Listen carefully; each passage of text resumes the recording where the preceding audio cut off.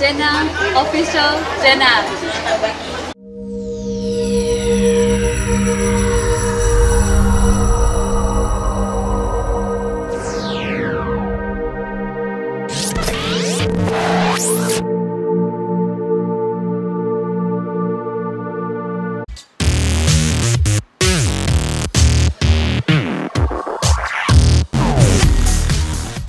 Baiklah, anda bersama saya sekali lagi Nuri Nabil Putra Ramlan dalam J Bulletin.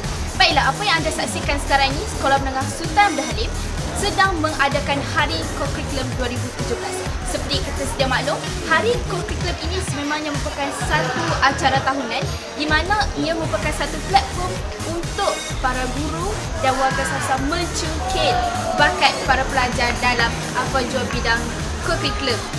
Misalnya, dan kita dapat lihat hari ini, Hari Co-Curriculum ini sedang mengadakan sukaneka, explorers, pandu arah dan banyak lagi aktiviti yang dapat memupuk sifat kerjasama yang akhirnya akan memupuk perpaduan sesama pelajar. Sebenarnya Hari Co-Curriculum diadakan untuk menunjuk nilai-nilai murni yang sepatutnya pelajar miliki, antaranya semangat kerjasama antara sesama pelajar, saling menghormati, bersikap jujur dan bersaing secara sihat. Bersempena Hari Co-Curriculum ini, kami dapat menjalikan hubungan silaturahim antara cikgu dan pelajar sekolah.